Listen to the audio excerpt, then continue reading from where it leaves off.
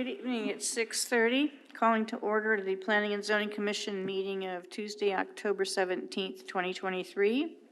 We do have a quorum present. The first item on the agenda tonight is to consider the meetings of the October 3rd, 2023 meeting. If there are no additions or corrections, may I have a motion, please? Move to approve. Motion is by Karen, second by Aram. Vote now. I thought I moved.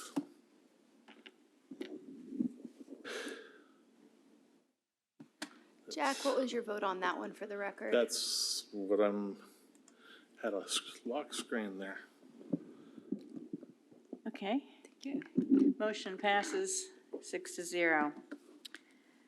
The next item is a regular hearing, and this is for a final plat of the Crown Center Tract A, Phase 2 addition, Lot 3, Block A, on .5035 acres out of the Samuel L. Hayden Survey, abstract number 537, and the J.E. McWhorter Survey, abstract number 1690. This is Zone Plan Development Mixed Use District, located on the south side of State Highway 121 Business, approximately 400 west of Parker, I imagine that's maybe yard feet, of Parker Road, FM 544. Good evening, Commissioners, and to note, yeah, that should be feet included in there in the caption. But the final plat of Crown Center Tract A Phase 2 addition was submitted on September 19th, 2023, and has been reviewed by staff. Staff recommends disapproval of the above plat with the following reasons based on the Lewisville Unified Development Code. Staff recommends that the Planning and Zoning Commission disapprove the final plat, Crown Center Tract A Phase 2 addition for the deficiencies listed above, and delegate to staff the authority to accept and approve the plat once the listed deficiencies are corrected. The approved plat will be brought to the chair for signature. Thank you, Joe. Commissioners, are there any questions for Joe before we go on? No. Any questions or discussion? Okay, may I have a motion, please? I move to disapprove the final plat due to deficiencies and delegate staff authority to accept and approve once listed deficiencies are corrected. Okay, motion is by Aram, seconded by Jack. Vote now.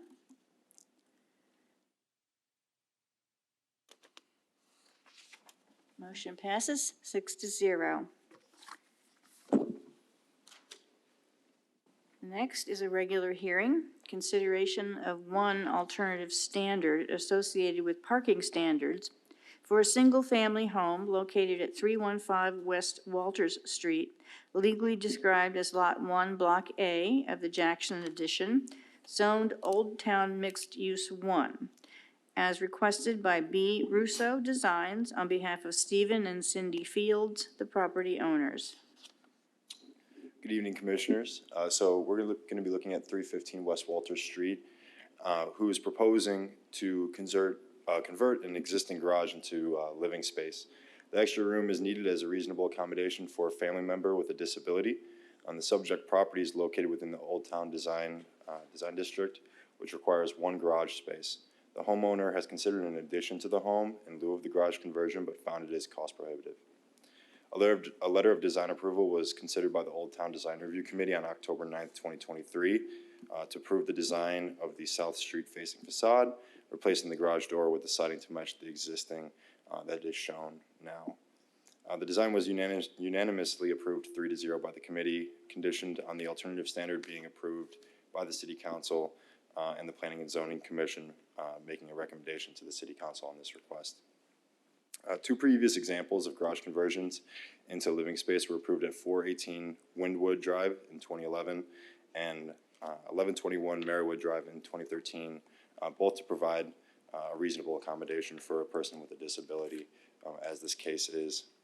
The Unified Development Code requires single-family detached dwellings within the Old Town Design District to provide one parking space in a residential garage space and then one parking space in a residential driveway. This requirement ensures adequate parking is provided for all residential developments within the design district. The current residents currently have 2 cars, which they park in the driveway, currently not using the garage spaces. As with previous requests to convert a garage to accommodate a person with a disability, staff recommends that it is limited to the occupant and that should the property sell or a family member with a disability move out, the space should be converted back into a garage.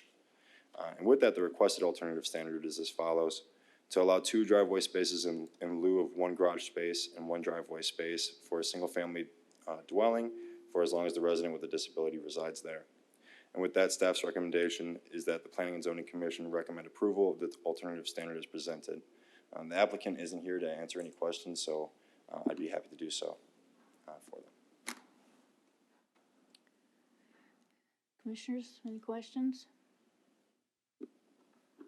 Joe, do you know the square footage of this addition? We don't have the it's a exact garage, square but I footage for the mean- garage, but whatever the garage square footage is, it may be listed Okay. on A two-car DCAD. garage is approximately 400 square feet typically. Okay, okay.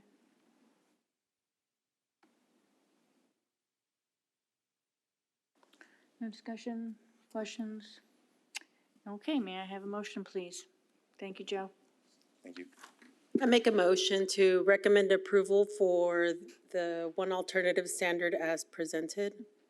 Second. Motion is by Francis, second is by Karen. Vote now. Motion passes 6-0. Commissioners, this item will be considered by the City Council on Monday, November the 6th, 2023, at 7:00 p.m., and at that meeting, they'll make a final decision. Thank you. Thank you, Richard. Okay, following, we have some public hearings this evening. The first one is consideration of a zone change from agriculture open space district to light industrial district on 5.237 acres out of the P. Higgins survey, abstract 525, being a portion of 704 Holford's Prairie Road, as requested by Mohsen R. Ravani, the property owner. Good evening, Commission. The subject property is located on the northwest corner of Bunker Hill and Holford's Prairie Road. This is directly south of where the future corporate extension. This property has been illegally subdivided by meets and bounds. Whenever it's platted in the future, either this parcel or any of the other 2 parcels, it'll have to be platted to bring that into conformance with Lewisville's development codes. In addition, this property has been the subject of code enforcement violations, mostly due to its zoning designation of agricultural open. The applicant is looking to rezone it to a light industrial zoning to facilitate office warehouse style development. This property is located in an area that has an industrial development mixed with manufactured housing. Staff finds this case consistent with the surrounding properties and in alignment with Lewisville's big move of employment centers. I'm happy to answer any questions you have.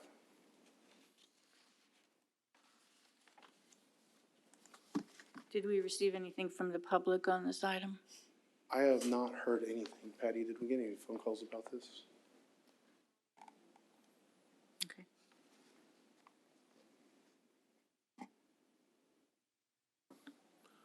Commissioners, questions, discussion? What is the current condition of Holford and Bunker Hill?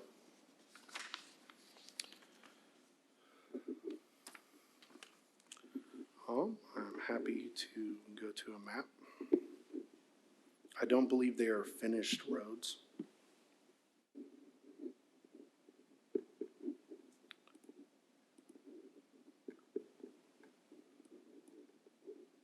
So it looks like they're not curb and gutter.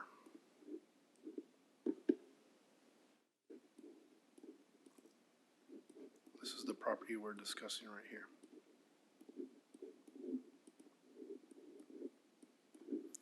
Obviously, with the expansion of the corporate drive, this area will change substantially. And you indicated that the property is yet to be platted? That's correct. So any development on this will require a plat and an engineering site plan.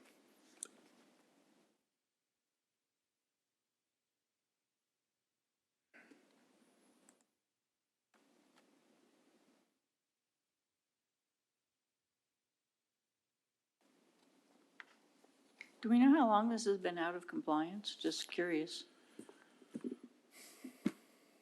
A while? It's zoned agricultural open. It's very difficult. I don't think it's actually possible to have a compliant property with that zoning, just due to the setbacks of the agricultural open.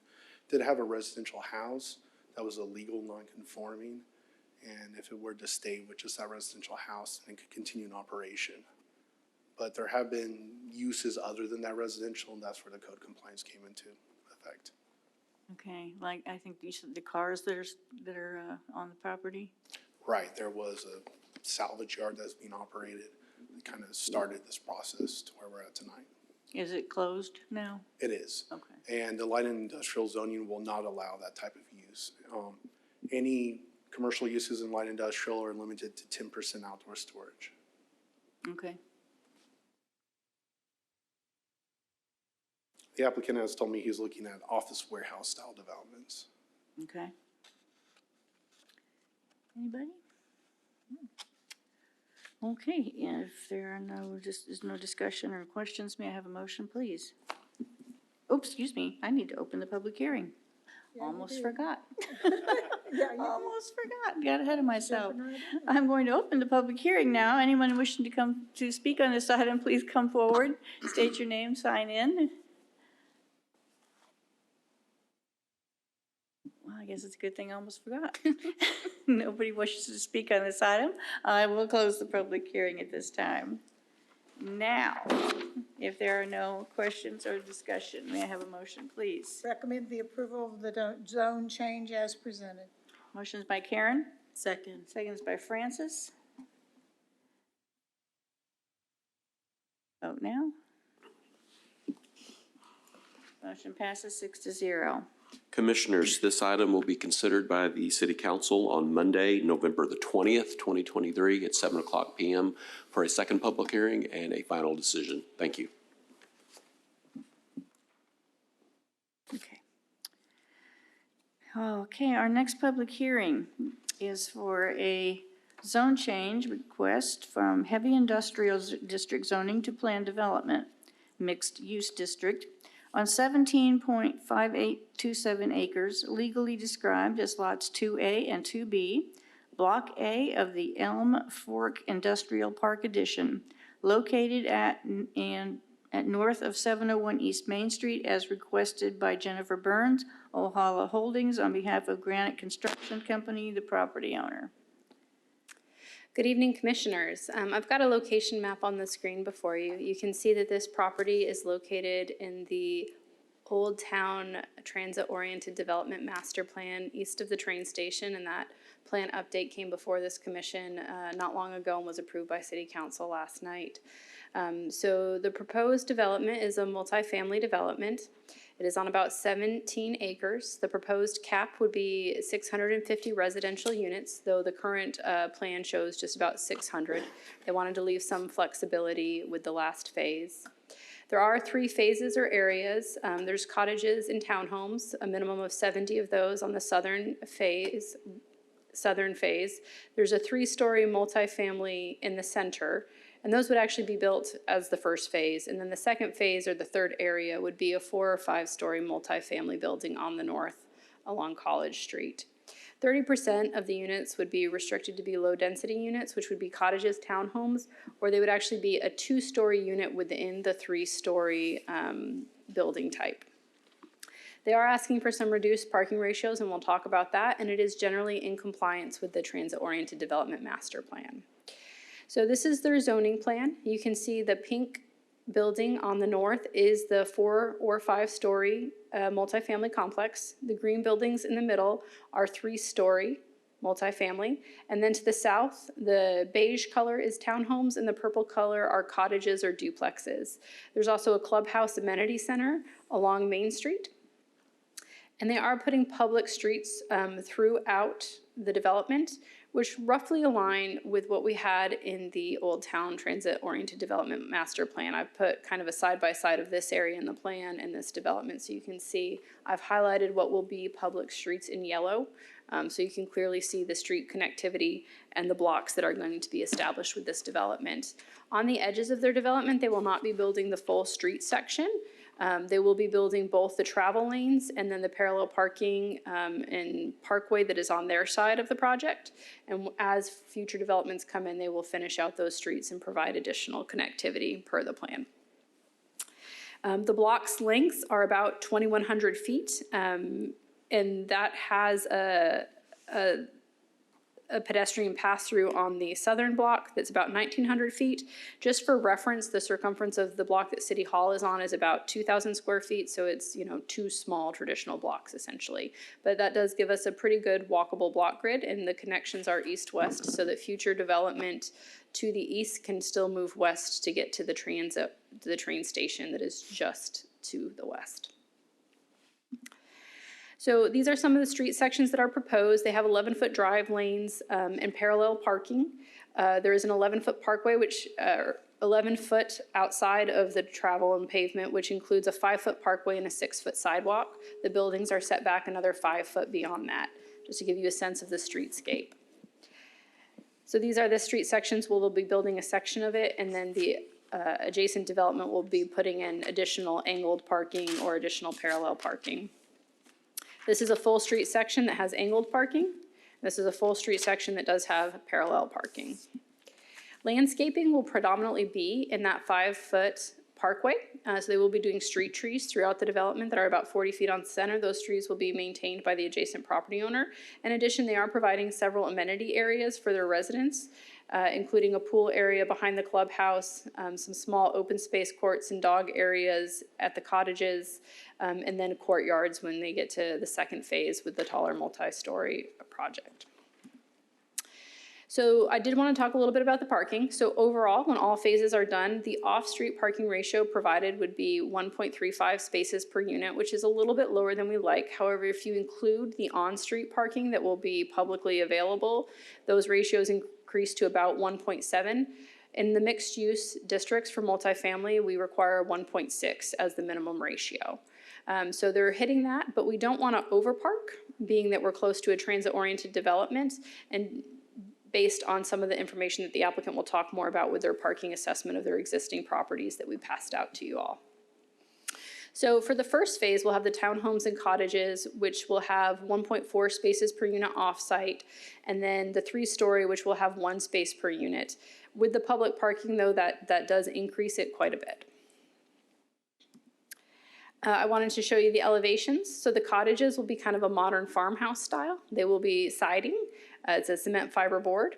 The townhome elevations will have 20% brick veneer, and they'll be a little bit more modern interpretation than the cottages were. This is the clubhouse elevation, which will have some stone and then also some of that same siding to tie into those townhomes. The 3-story elevations sort of build off those townhome elevations. They also have a minimum 20% brick veneer. They are, however, adding some different siding types and different colors to help break that up a little bit more modern as well. And then when you get to the 4 or 5-story building, it does become increasingly a kind of more modern style. They wanted the development to be cohesive, but to have some variation. So in terms of infrastructure, there is quite a lot that needs to be done. So for sewer, it does require a lift station, which is proposed to be located in the southeast corner of the site. They're reserving a spot for that. That will be sized to accommodate future development in this general area as well. Water is available and just needs to be run through the public right-of-ways that are being created. For drainage, the first phase, detention will be provided on the north portion. That's where the water tends to drain anyway, so they'll do a detention pond as a temporary measure until the public infrastructure can be improved going over Valley Ridge Parkway, or under, I should say, under Valley Ridge Parkway. And so that second phase would rely on those drainage improvements. Traffic, this is quite a lot of units, 600, but they do have connectivity to College Street and Main Street. There will be future connections as the area continues to build out to Valley Ridge Parkway and those public streets get expanded. And then also they are right adjacent to the DCTA train station for Old Town Lewisville. And hopefully there's a lot of connectivity when the DCTA property immediately to the west develops that can be built upon. So with that, that's the end of my presentation. The applicant, Daniel here, has a presentation for you as well. Okay, I will go ahead and see that presentation when we open the public hearing.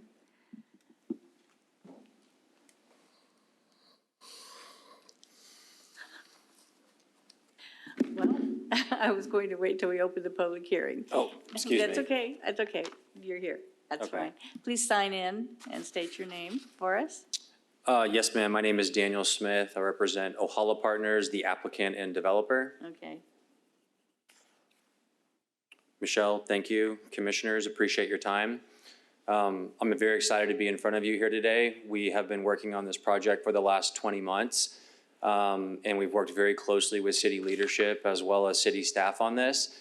And we are excited to have the opportunity to potentially be the first kind of medium to larger scale development to piggyback off of all the progress that you've made in Old Town and hop over the railroad tracks and go over to the eastern Old Town redevelopment area.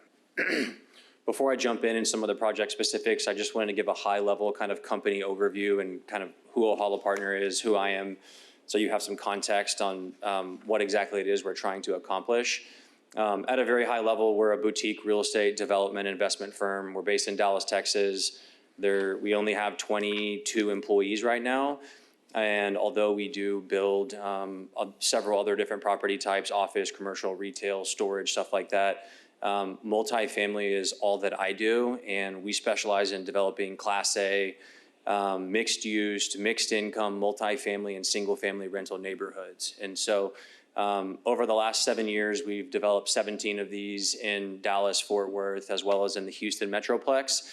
And, we have been, working with the city for quite some time, and we think the Old Town redevelopment is perfect timing based on kind of what's going on with all the redevelopment over there. And so our approach is a little bit different than the majority of our other for-profit competitors. Public outreach and community involvement is very important to us. Although we are a for-profit business and we want to make money, the truth is before we did anything, we called the city and tried to understand what the actual needs are and then create a business plan around that. And that's what we've done. Secondarily, kind of sustainability and design, very near and dear to our hearts, primarily because we're not merchant builders. We build and hold for the longer term. And so when it comes to things like parking or maintenance of exterior facade materials, these are all things that impact us during our operational period. And we don't believe in cutting corners in because they catch up with you very quickly if you actually plan to operate it.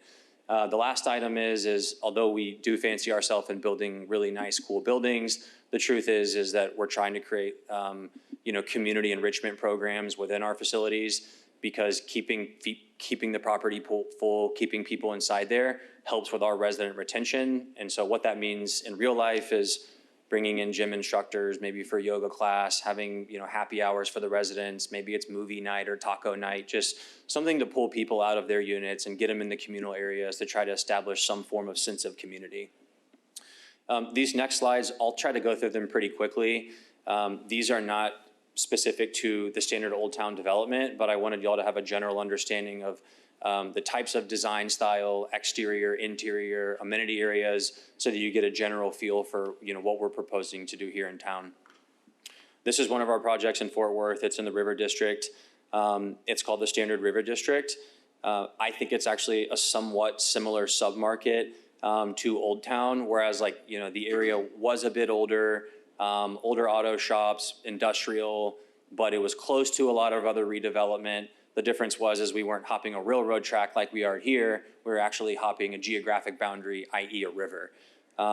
So anyways, the point is you can see these are not just hardy buildings, right? Pushing and pulling of walls, good articulation, incorporation of brick, masonry, glass, wood, having all those different aesthetics to try to create something unique. This is Skyline Prairie Homes. This is a single-family rental development. Just shows generally our clubhouse, our units. Another project in Houston. I don't know what that is. So the standard at Old Town, as Michelle pointed out, the inspiration for this project is all based on the TOD Old Town study that has been in progress. And I don't know if it was recently approved or what, but, over the last several years, we've been looking at drafts of the study, trying to understand the area, trying to understand the needs, trying to figure out what exactly fits over here. Is this a risk worth taking, hopping over the railroad tracks, being one of the first larger developers to do it? We think we're ready, and it makes a lot of sense. And as Michelle pointed out earlier, this is really a conceptual framework of what the city kind of wanted to see over here. And we did our best to adhere to that in several different ways in which we normally don't, right? I mean, we have lots of low density, single-story cottages, two-story townhomes, lots of public right-of-way. But I think ultimately it does adhere to the spirit of the vision in the study. And we did our best to incorporate all of that within the design of the project. So Michelle went over a lot of this. Maybe I can just articulate it as I go through here. So high level, it's the existing, the site is the existing Granite Properties building. And if you look at it from an aerial, you can kind of tell that it's underutilized. You've got an older office building on the front. You've got a good amount of kind of lay down yard space and then green space in the back. The surrounding uses, lots of heavy industrial, public uses, warehouses, sounds scary, but the truth is for us as, housing builders and multifamily developers, it's actually ideal because we don't have single family adjacency. We don't have to worry about, different types of noise and light pollution getting on residential neighbors. And then Granite is also like a large company, and so we're not having to like relocate any smaller minority businesses. So sounds kind of silly, but these are things that are very important to us as, we are based here regionally and do take our reputation very seriously. Again, you all saw some of the elevations, but, largely I have a site plan here and then I have these elevations. So the top three elevations, purple, yellow, and green, these are all in the phase one. So the phase one is approximately 250 units, and then the phase two is approximately 350 units. And so the idea of the phase one is to have the clubhouse on Main Street, kind of activate that area, transition to in orange, which are these kind of two-story townhomes. Back tucked behind there are the 30 cottage-style single-story units. And then in green, it kind of tiers up to two-story townhomes with flats on tops.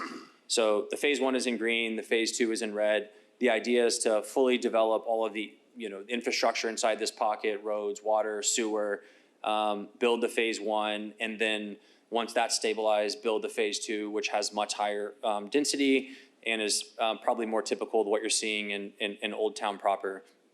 One thing that I did want to maybe talk about in Q&A, but I have a parking on here which we can talk about, but I did want to hit now is kind of the rent overview. Given that there is a workforce housing component, I felt like it was important to articulate kind of what this is and what this is not. And so what this is not is this project is not being financed with low-income housing tax credits.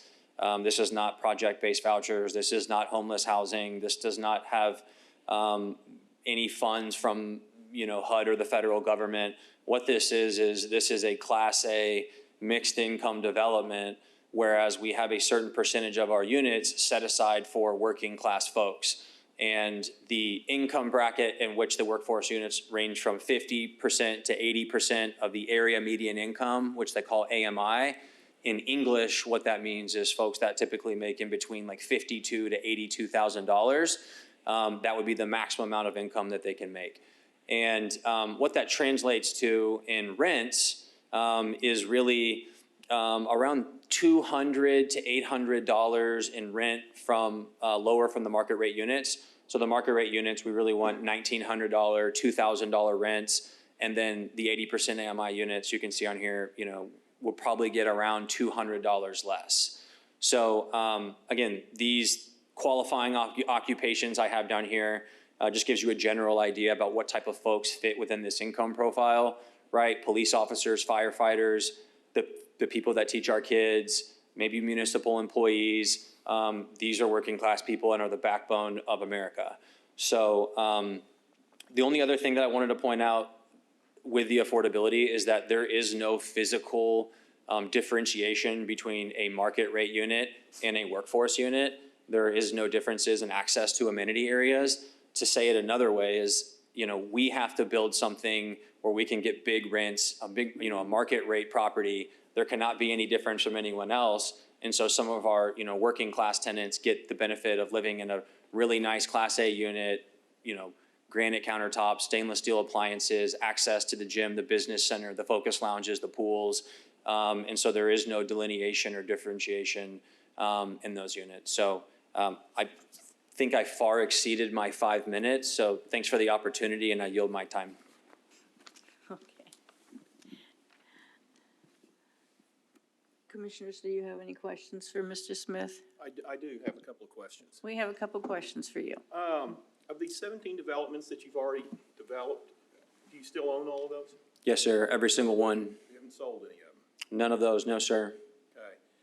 The phase one, phase two approach here, does the phase one have to get to a certain occupancy before you decide to move forward with phase two? No, it doesn't. So if the phase one doesn't hit your expectations, you're still going to go ahead and build the other units? I would say that most likely we will probably break ground on the phase two before the phase one actually stabilizes and reaches a stabilized occupancy. If for some reason, so right now we're acquiring the whole entire tract of land, right? And so in my small brain, I have to spread that land cost across 600 units. And so ideally, the sooner that we build all of it, the better. But is there a potential scenario where you build the phase one and no one signs up to move into it and we have a really big problem and we can't get financing for the phase two? Absolutely, that really could happen. But based on what we see in the market and all the new Class A development and what it's getting absorbed at and the number of jobs and population growth in this area, that to us doesn't feel like a very material risk compared to the upside of everything else that's going on here. I mean, we certainly hope, it's a beautiful complex and certainly hope you build it, to completion. So, okay, that's all I have. Yeah, I just hope I get my zoning, so. Does anyone else have any questions for Daniel? I have a question on the cottages. Can you kind of share with us the projected square footage on what those are going to be? Yes, ma'am. The cottages range from 800 to 1,250 square feet, and they're 1, 2, and 3 bedroom units. Okay, and are they all duplexes with like shared interior wall, or will some of them be standalone? So if you look on here, you can kind of tell the majority of them actually do share a firewall with their neighbors and are duplexes, but there's some that are standalone structures also. Yeah, I saw that. I just wanted a little bit of clarification on that. Okay. So I'm assuming the standalone ones are the ones that'll be closer to 1,200 Yes, square ma'am. feet?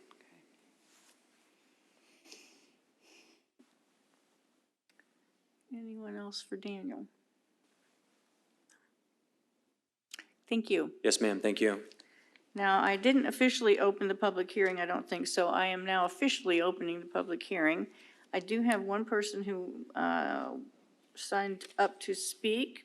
Ms. Burns, are you still wanting to speak with us tonight? No, that's me. Daniel got it. Daniel got it? Okay, all right. That's what I thought maybe. Okay.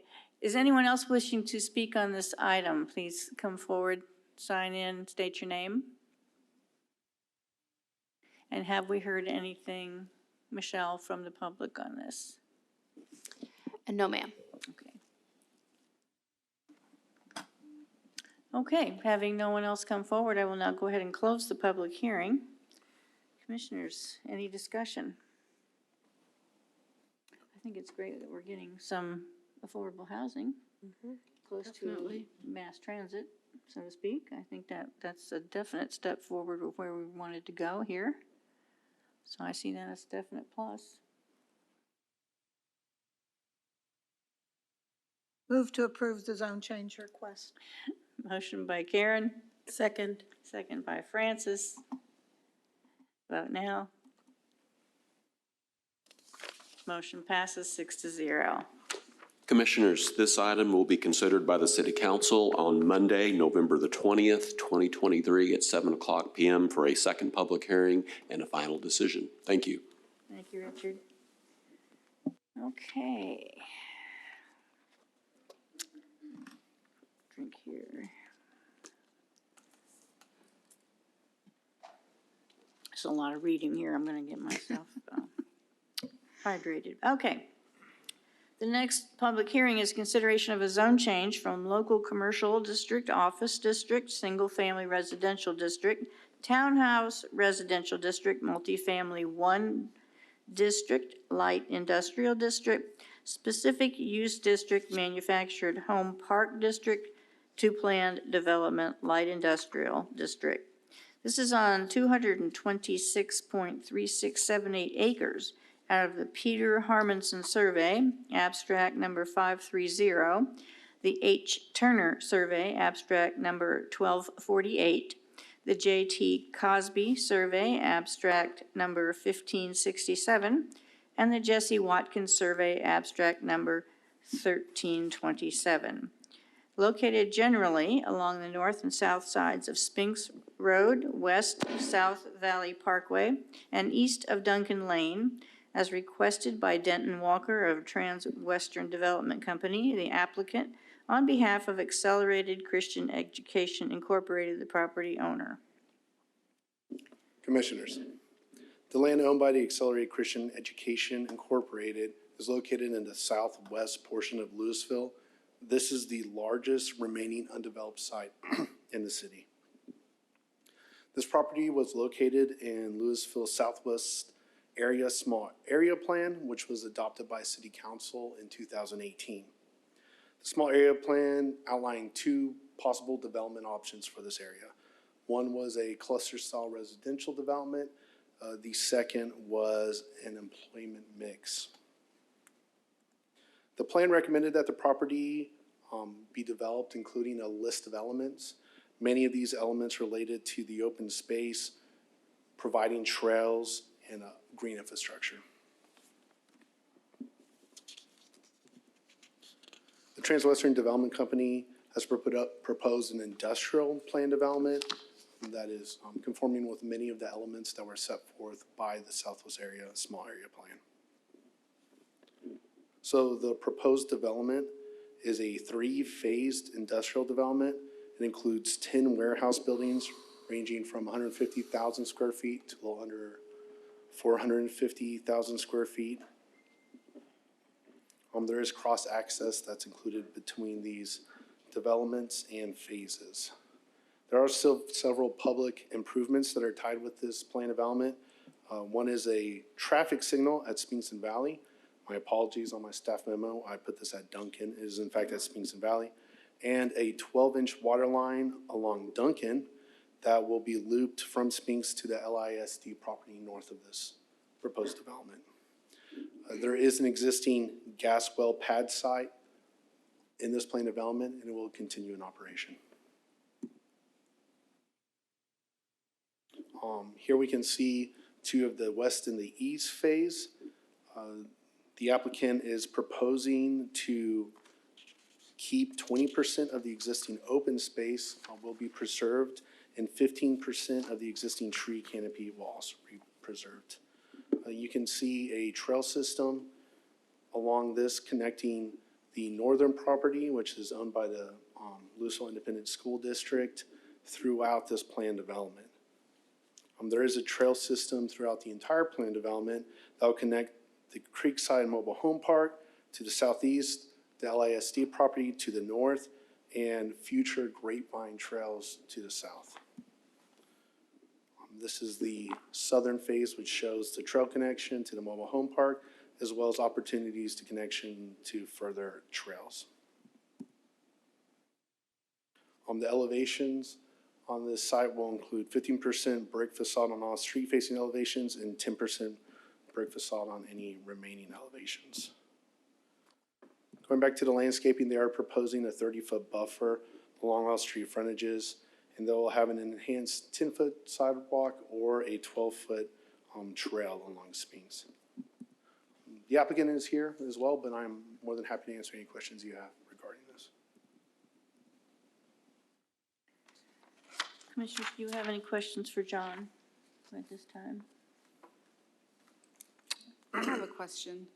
Are these phases, like all these different buildings, are they gonna be built out, I guess, separate phases over a period of time, or are they all So coming at it's- the same it's over time and then? Right, it's 3 phases, and the PD is written so that the trails will be built with each phase, and corresponds with the amount of building square footage that's being built. So it's 3 separate phases to be built over time. Okay, so it's not like all 10 are gonna be built and then just sitting Right. empty, all right?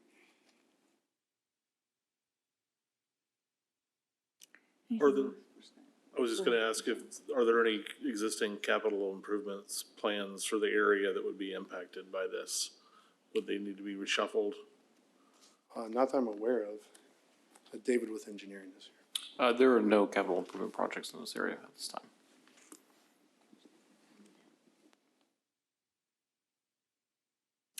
Okay, all right. Before we hear from the property owner, I'll go ahead now and open the public hearing. Anyone wishing to speak on this item, please come forward, state your name. We'd be happy to hear from you. If the property owner would like to come forward first, it may raise more questions after you. So the applicant did not have a formal presentation, but Oh, I'm okay. here for questions if you have I any. understand. Okay, I misunderstood that. All right. Okay. Well, I understand that Ms. Ryburn would like to speak with us.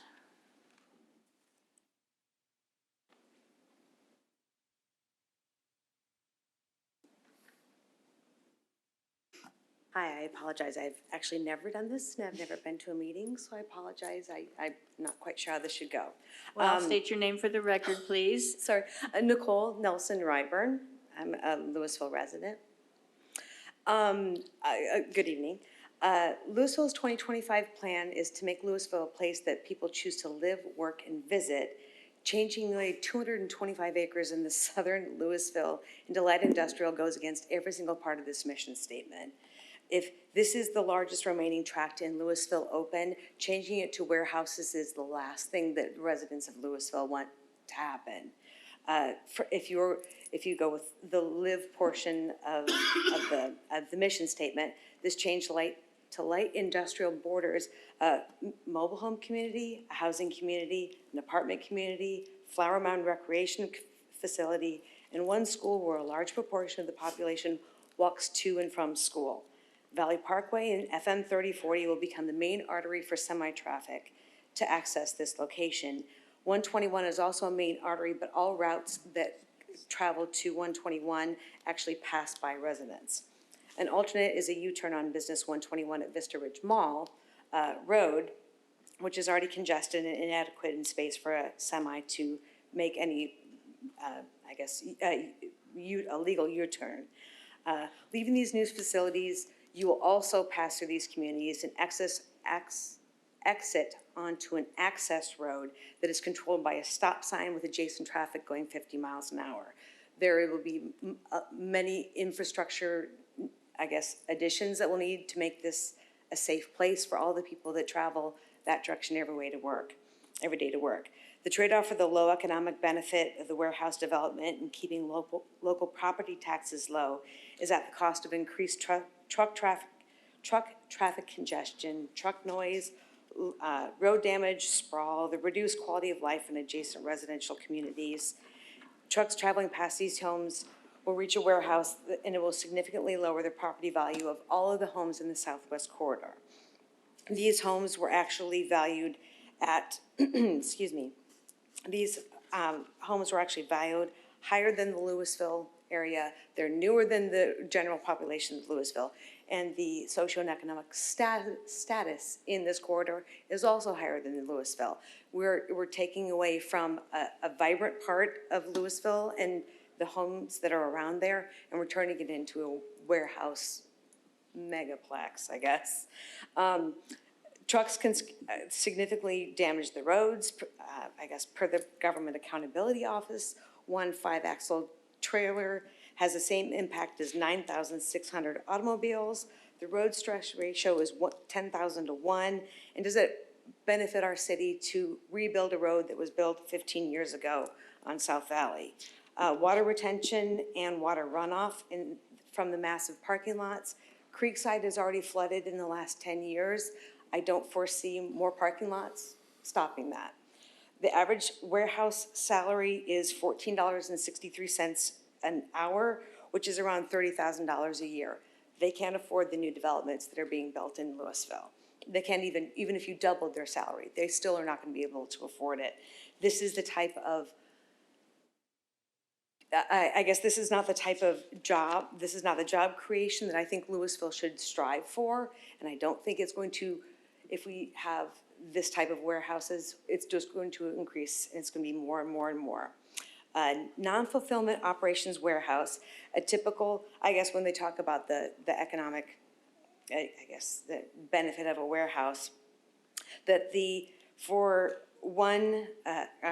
non-fulfillment operations warehouse, a typical number is one worker per 3,000 square feet, and an e-commerce fulfillment center, which is what is already down there, is about one worker per 1,000 square feet.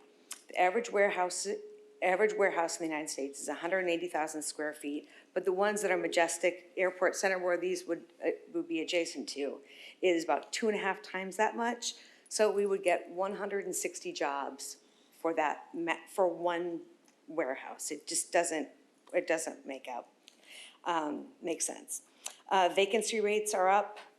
Warehouse spaces are being built all over DFW. I don't think Lewisville needs more. Lewisvillians don't believe they do either. I've heard so many people complain about the number of warehouses where the Buffalo property is now warehouses, and a majority of these are still empty. It's just not good for Lewisville. It's not good for the residents. It's not good for the city. It's not good for the streets, and it's certainly not good for anyone who lives here or is looking to live here in the future. I guess, and then also Lewisville paid for the study called the Southwest Lewisville Area Plan, which was actually spoken of earlier, and it did not call out more additional light industrial space. It was the polar opposite of that, where they were trying to make it into trails and things like that. And along with the view for the city of Parks, where the Southwest corridor is also missing the one park for every 10-minute walk. So, sorry, savings. The property, the owner has been benefiting from the tax benefit savings that they've rented out in agricultural space for many, many years, and selling it to the highest bidders at the resident's expense does not have the city's meaningful return on investment from Lewisville's 2025 plan in mind. And that is it. Thank you. Thank you. I appreciate that. Okay, and I just leave, right?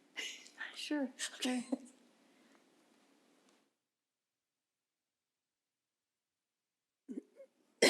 I guess I would like to ask the applicant what kind of studies they've done to determine whether they need 10 of these at all, whether half that number would even be what they're interested in or would solve the issue that they're looking for.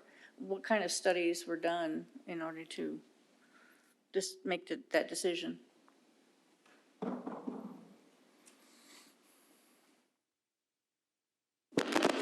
On behalf of Transwestern Development Company, my name is Denton Walker, and we've been working with staff, Jonathan Beckham and Michelle Berry.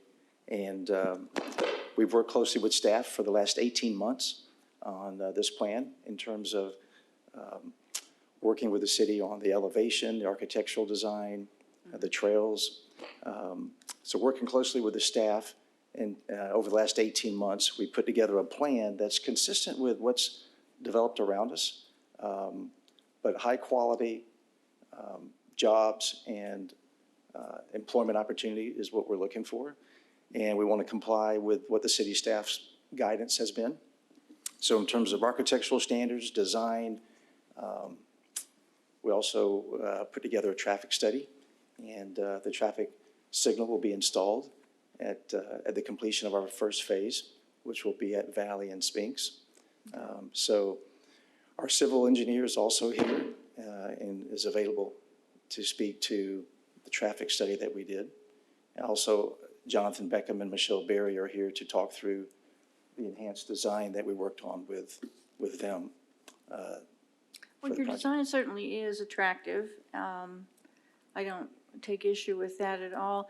But how did you come to determine that you were going to build 10 warehouses in this space versus any other number? Yes, ma'am. So on a project of this magnitude, generally speaking, most projects in Dallas-Fort Worth would have more warehouse space than this. We've scaled this back. We've added 20% open space. Okay. And you'll look at our landscape, conceptual landscape plan with the trails that we've added to connect to Grapevine and connect to the trailer park and to the north, the school district. We've added the trails in.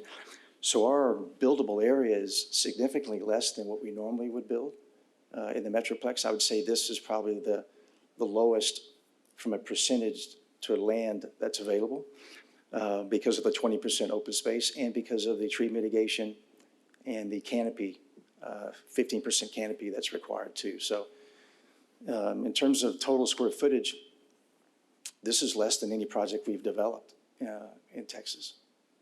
Okay. What is your anticipated timeline from the time you break ground on the first warehouse until the last warehouse is finished? How great a time span is that? Well, we're proposing a period of approximately 3 to 5 years. That could be longer, given that with what the Fed's doing with interest rates. It could be longer. It could be sooner. But we've estimated between 3 to 5 years. Thank you. So we've worked closely with staff, so I would encourage the staff to come join me because we've worked with staff for the last 18 months, working closely with them to make sure that this is an enhanced project with trails that connect to the city of Grapevine and to the Flower Mound schools to the north, and as well as the mobile home park to the east. Our staff does an excellent job of preparing you to do what you want to do here in Lewisville and to give us the best buildings that we can possibly have and they're best situated. But I'm trying to look at this from Ms. Ryburn's perspective here and trying to round this out a little bit in my own mind. Obviously, this is the first we've heard of it. I know you've been working on it for a while, but this is the first that's come to us. So that's why we have some, we're weighing this and seeing what we can make sense out of it.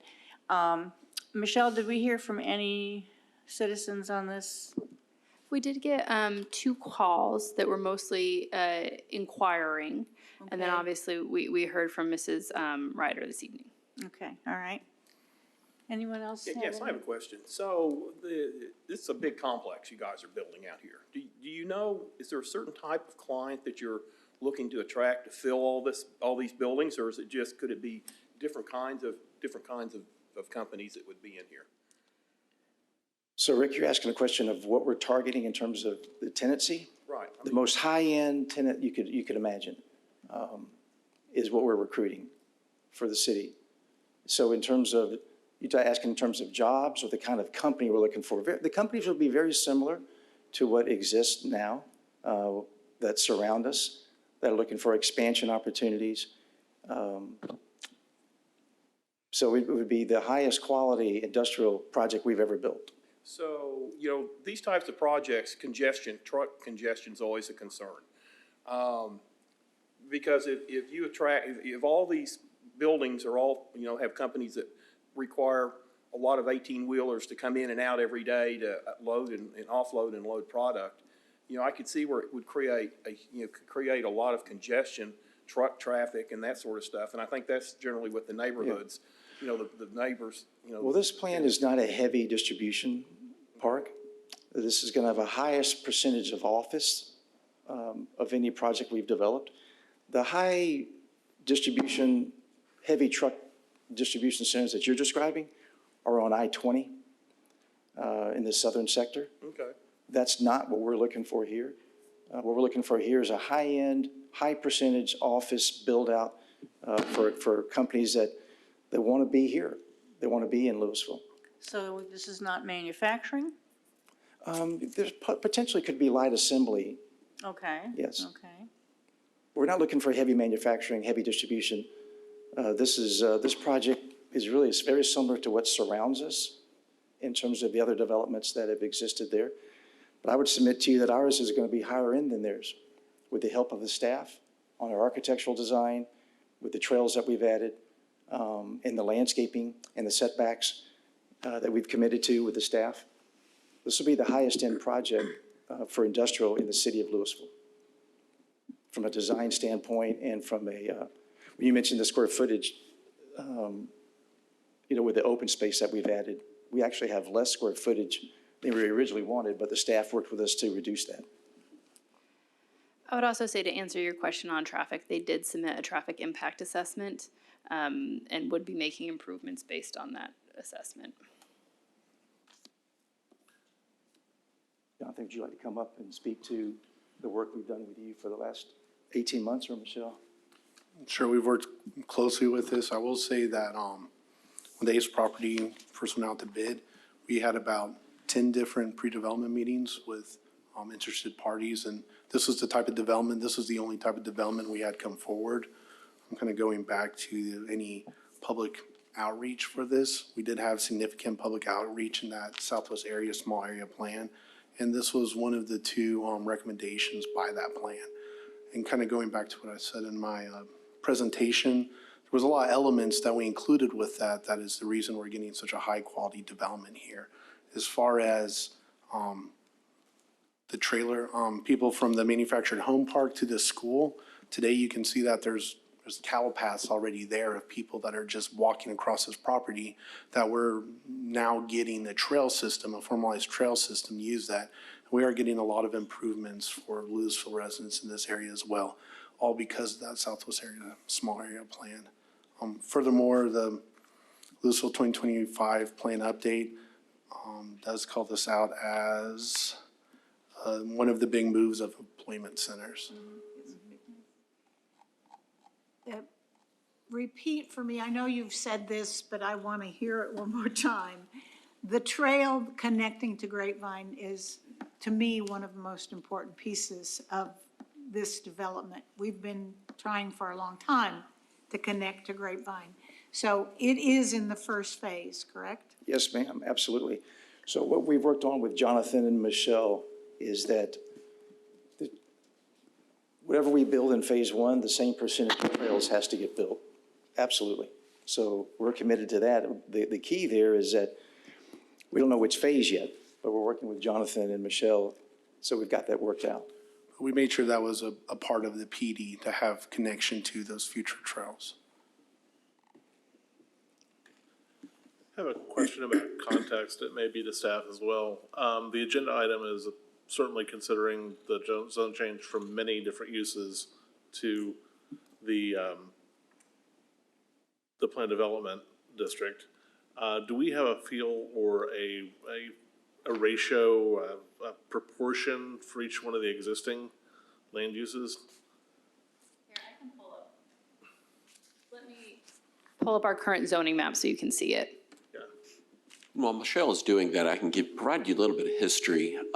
ACE is a company that purchased the land, I believe, like in the early 70s, when this site was out in the middle of nowhere, several miles from, at that time, what Lewisville was, at that time, a very small farming community. And of course, about that time is when DFW Airport was being developed and the growth was really starting to head this direction. And they had a vision of a fairly large campus. They were a growing company. And that's why there was such a mixture of uses, because it was going to be more of an educational type campus that was envisioned. But the company really stopped growing, and I think a lot of that's just there was competition from new technologies, the internet, and so forth. And I think their business model shifted, and I believe they did locate a lot of their operations in Tennessee, and never did move forward with that campus development that they had envisioned nearly 50 years ago.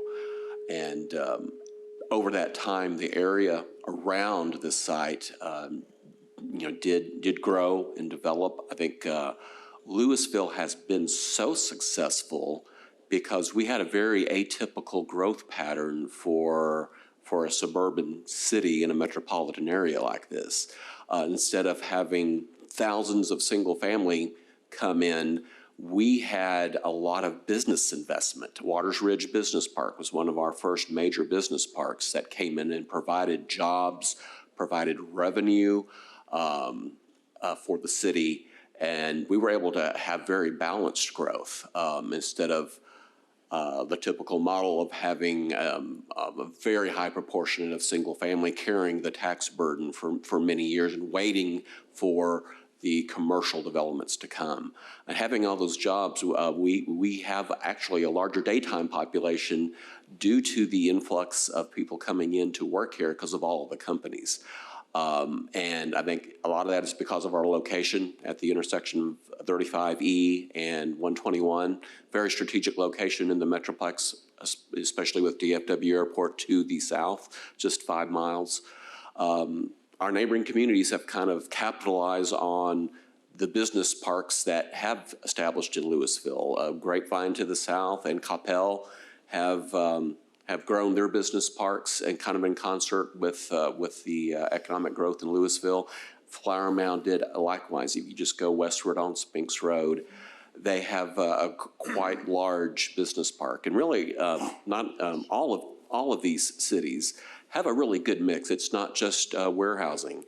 One great example is just at the northeast corner of Spinks and Valley Parkway is Erickson. A high-tech company, very high-paying jobs. They were so successful with this location, they actually bought a second building. So they're occupying 2 buildings there and have been very successful in providing tremendous value to the city and very high-paying jobs. Thank you for the background. And thank you, Michelle, for bringing that up. It kind of fills in the picture of the complexion of what currently is versus what is being proposed. With the future that's being planned, is there any amenity that could be or is envisioned for the separation of the land use from the manufactured housing and the new plan development? Yes, and I'm gonna pull up the concept plan, but primarily it's An open a space. large open space Okay. where they're preserving existing tree canopy.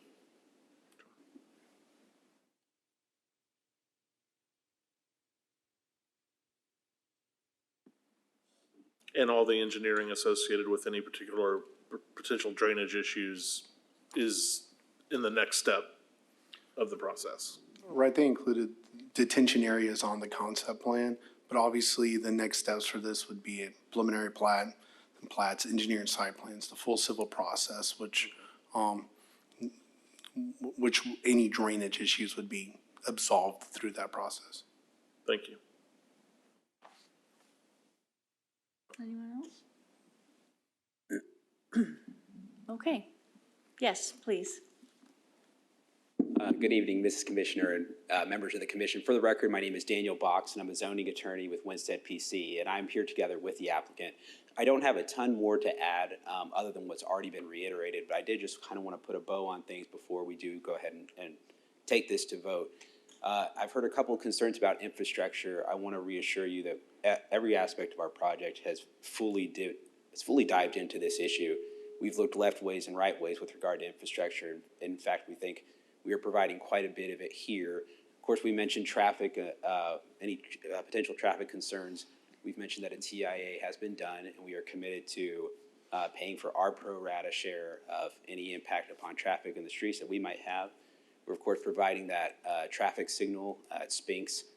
And then in addition to that, we've talked about the water line that we're putting in that'll connect to the school district. There's been extensive talk about the trails that we're happily providing. We think that they're really quite a beautiful feature.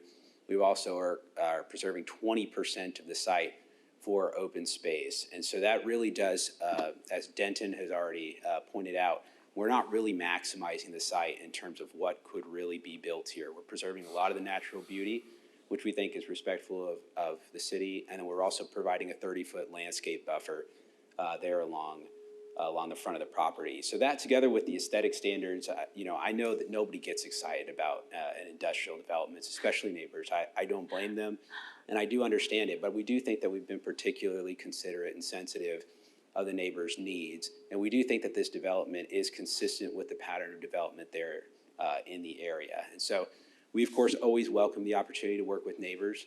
Unfortunately, we didn't have that opportunity this time because we weren't made aware of any objectors until this evening. So we, of course, always welcome that opportunity. But I do want to point out that I do think that we're quite giving in terms of public infrastructure, and it is a very considerate and consistent development with the pattern in the area. So the last point that I hope to make is that, without wanting to put words in any of the neighbors' mouths, my understanding based on the objection was that it primarily came down to use as opposed to the size of the development that's being proposed. Maybe I might have misunderstood or might be mistaken, but I don't think that even if we were to reduce what's being proposed here, I think the use was ultimately at the crux of the objection here. And I again will just say that I do think that the use is consistent with the pattern development in the area. And then also based on the fact that the property has remained vacant for so long, I do think that there's not really too much of a market demand for any of the other maybe happier uses that one might want to see here at this property. And so with that, I'll just turn it over to you. Thank you. Thank you. Is there anyone else wishing to speak on this item before I close the public hearing? Okay, at this time, I will go ahead and close the public hearing. Commissioners, discussion? Dylan, discussion? No? Okay, may I have a motion, please?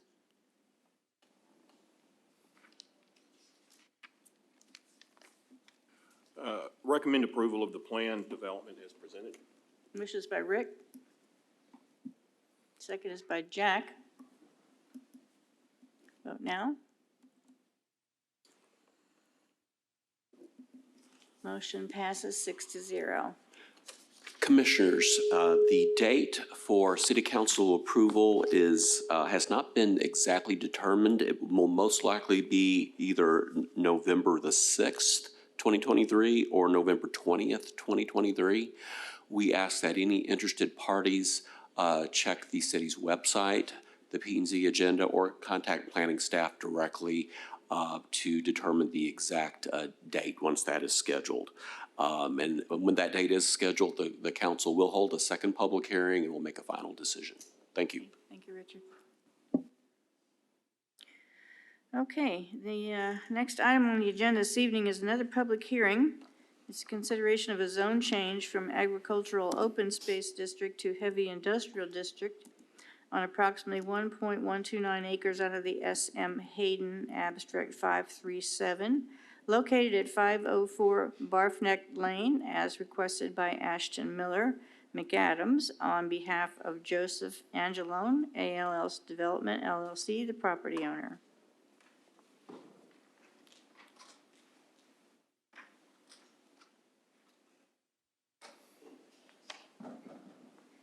Good evening, Commissioners. Just so you're aware, item number 7 is for the zone change, and the following item number 8 is for the special use permit and for the same property. Okay, thank you. American Landscape System is requesting a zone change from agricultural open space AO to heavy industrial HI, and a special use permit to allow for the use of a contractor's yard and an accessory dwelling unit. American Landscape System currently operates at 1780 Midway Road and has expanded their operations to include 504 Barfneck Lane. On Barfneck Lane, they converted a residential home to a commercial use without proper permits. Code enforcement action was taken, requiring them to go through the process of a zone change and a special use permit. Let me pull this up here for y'all. Oh, there it is. There is a brick single-family residential home of 3,210 square feet with 5 bedrooms, 3 bathrooms, and a kitchen. The home is currently occupied by 5 employees of the business who help to maintain the outdoor storage on the property. The backyard of the property is currently being used as a contractor's yard. The outdoor storage located in the backyard will be screened by a wood fence, which meets the 6-foot-tall fence or screening requirement. The front yard of the property is currently being used as employee parking. The zone change to HI and a special use permit for a contractor's yard and an accessory dwelling unit would bring this use into conformity. Adjacent to the adjacent to the north is a service contractor zoned light industrial LI. To the east across Barfnick Lane is Metro Auto Auction of Dallas zoned LI. Adjacent to the south is Site 1 Landscape, a plant nursery retail sales outdoor zoned LI. To the west, adjacent to the subject property, is HMI Communication, a contractor's yard zoned LI. Staff finds this request consistent with the surrounding uses and is in alignment with the Lewisville 2025 Vision Plan, Big Move of Economic Vitality and Employment Centers. Bringing this property into compliance with will keep the jobs this existing business provides in Lewisville. Staff recommends that the Planning and Zoning Commission recommend approval of the zone change from agricultural open space, AO, to heavy industrial, HI, and recommends approval of the special use permit of a contractor's yard and an accessory dwelling unit. Staff is here if you have any questions. Thank you. Commissioners, any questions on this item? Do you know if the employees are intending to continue living in the house? As far as what I've spoken with the owner, they do. They do? Okay. Yes. All right. And that is allowed on heavy industrial zoning?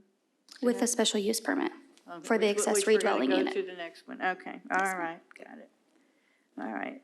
Any questions or discussion on this one? Will the change to heavy industrial change the character of traffic on Barfneck? It will not. There's no plans to expand the building, so it will just be the current traffic and the current employees.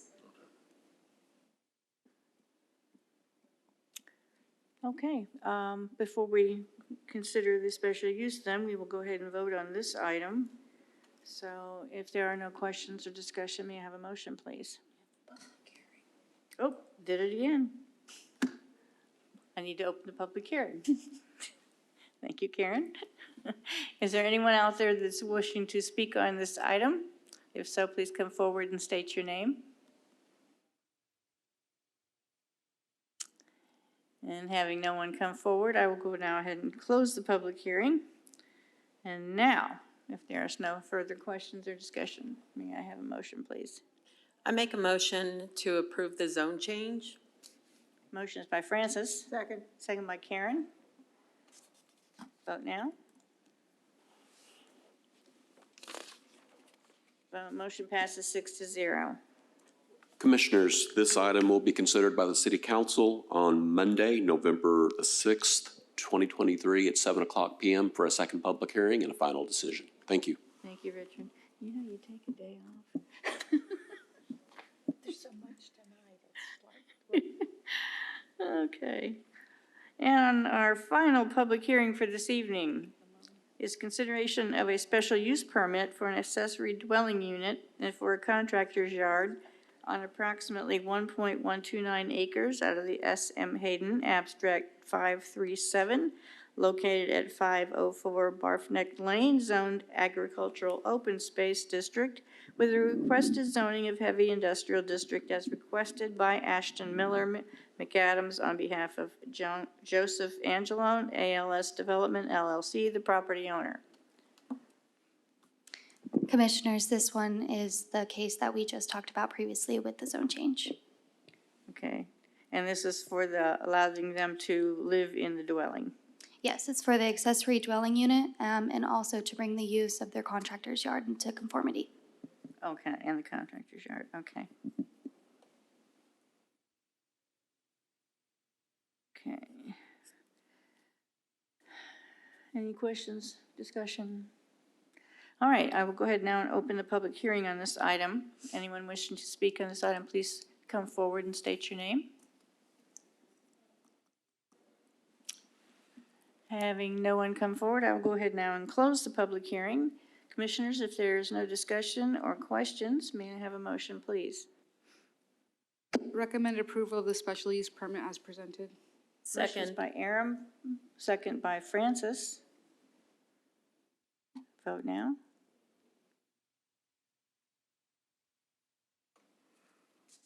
Motion passes 6-0. Commissioners, this item will be considered by the City Council on Monday, November the 20th, 2023, at 7 o'clock p.m. for a second public hearing and a final decision. Thank you. Okay. So the final item tonight for the Planning and Zoning Commission is adjournment. May I have a motion, please? Move to adjourn. Motion's by Karen, Second. second by Jack. Wait, stop. Not working? Yeah, Oh, my there it second by is. Rick, I'm sorry. There it is. That's it. Who put it in there, Jack or Rick? Jack. Yeah, okay. Didn't move. Vote now.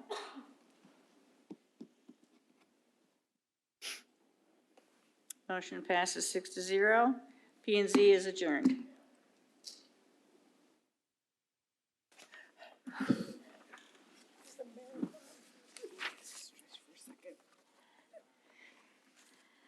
Yeah, you know, it's like I'm all out of practice. It's a marathon. We needed to stand up a second. I just want to see over the dais.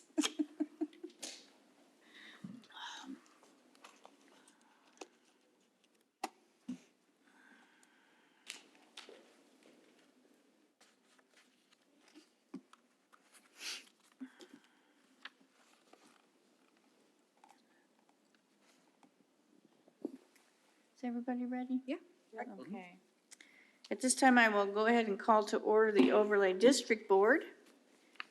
We do have a quorum present. And the first item on the agenda is consideration of the minutes of the September 19th, 2023 joint meeting. If there are no additions or corrections, may I have a motion, please? Motion to approve the minutes. Second. Motion by Francis, second by Karen. Vote now. Motion passes 6-0. We have two regular hearings for the Overlay District Board this evening. First was a consideration of two alternative standards associated with an outdoor storage standards and screening standards for Walmart on approximately 18.163 acres located at 801 West Main Street, legally described as Valley Ridge Business Park West Edition, Lot 3-R1-A, Block C. This is Zone General Business District as requested by Kendall Prosak of Wing Aviation LLC on behalf of Walmart Real Estate Business Trust, the property owner. Overlay Board. Wings Aviation LLC is a drone delivery service. They are partnering with Walmart for a 12-month pilot to provide drone deliveries out of the Walmart located at 801 West Main Street. The drones are expected to deliver items in 30 minutes or less within a 6-mile delivery range. The applicant has already gone through Federal Aviation Administration review. This is the second location offering this service in the region, the first being in Frisco. So this proposed delivery launch site, it's located in the core subdistrict of the I-35 overlay. And due to its temporary nature, will require some alternative standards. Both of the alternative standards I will go over tonight will need to be recommended for approval, but ultimately approved by City Council. So this temporary drone launch site is going to be located in front of the Walmart. It is in a roughly 126 square foot area that is going over just 28 parking stalls. This will not conflict with any drive aisles, fire lanes, or anything of that nature. This area will hold a generator and a temporary storage container. There are two alternate standards with this request. The first is to allow outside storage to be located in front of the principal building for a period not to exceed 12 months. The I-35 requirements state that any outdoor storage be located behind the principal building. And this drone area is considered outdoor storage per our code.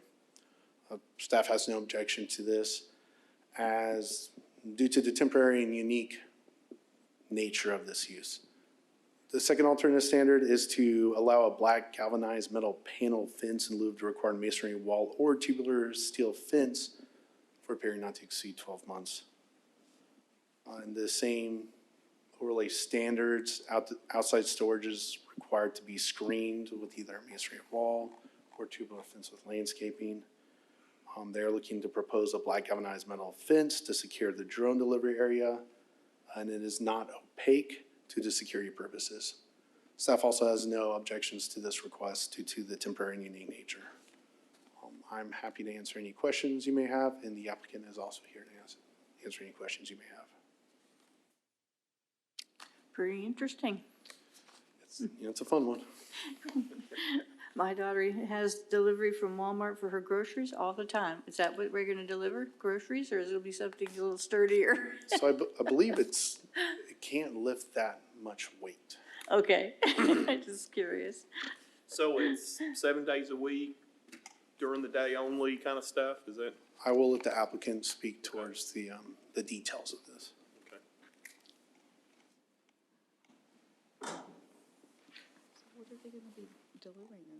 Tell us all about it. Hi, my name is Kendall Prosak. I lead local policy and community affairs at Wing. Thank you for hearing this, and also thank you for John for working with us. I also have Mark Bergman from Walmart here as well to answer questions about the property, but wanted to clarify a few things first and happy to answer any other questions along the way. So one thing, John said that this would be our second Walmart pilot site. We have already started in Frisco as of April of 2022.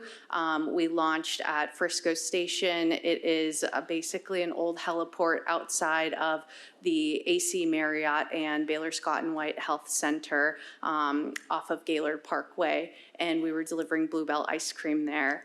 We also were partnered with Walgreens in Little Elm, and then we just launched with Walmart last month in September. So this would be the second pilot site with Walmart in Lewisville. And then as far as how the system works, it is an 11-pound foam drone. It is about this big. It fits in the back of my car, and I drive a Mazda sedan. So as you can imagine, it's not a very large aircraft itself.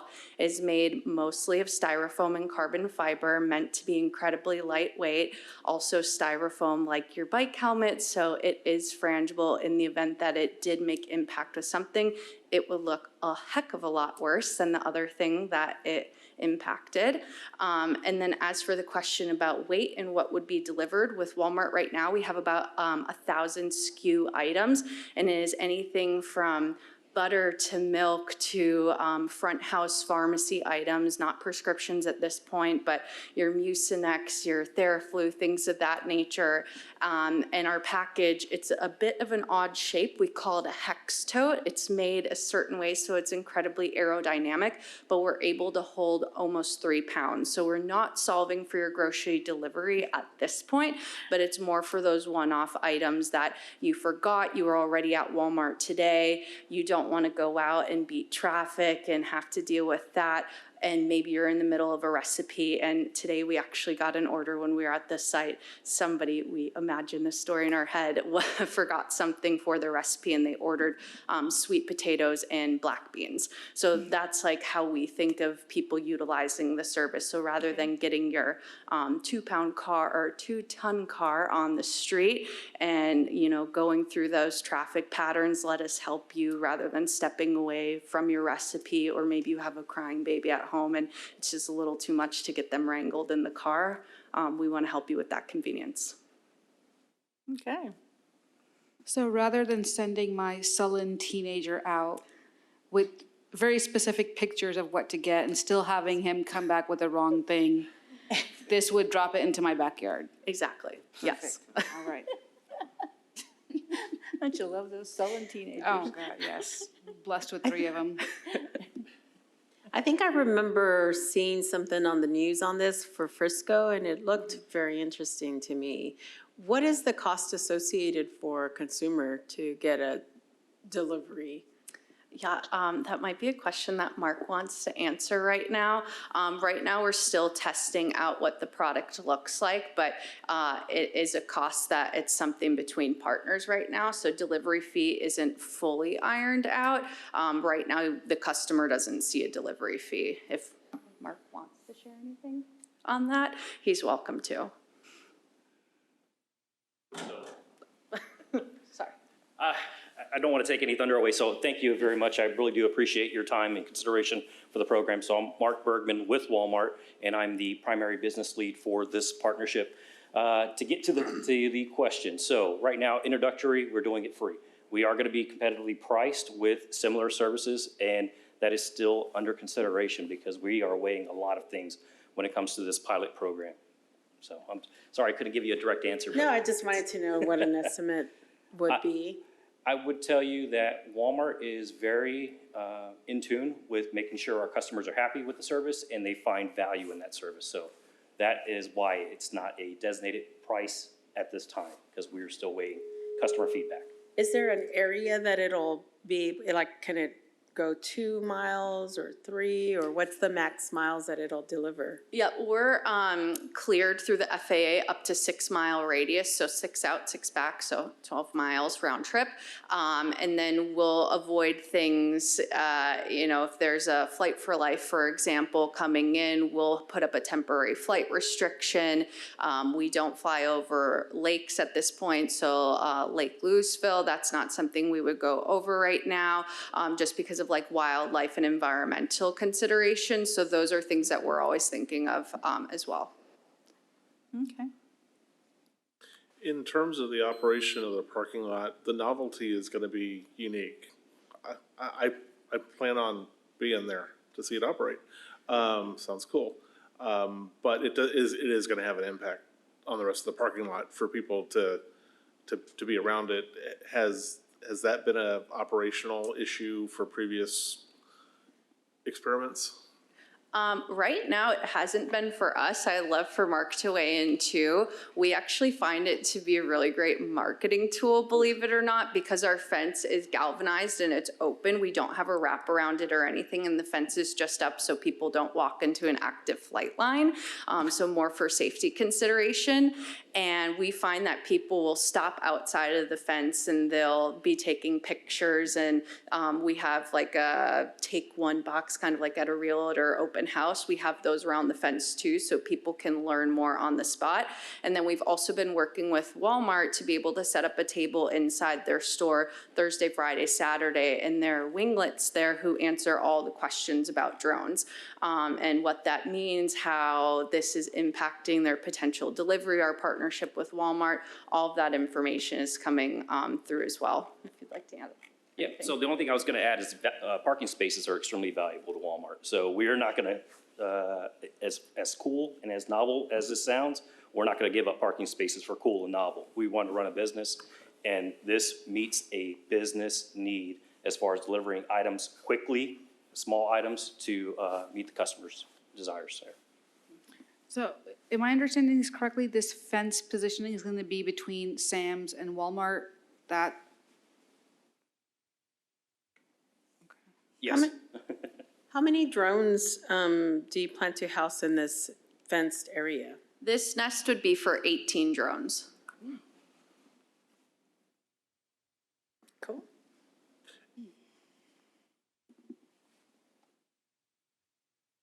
It's a question of staff as well.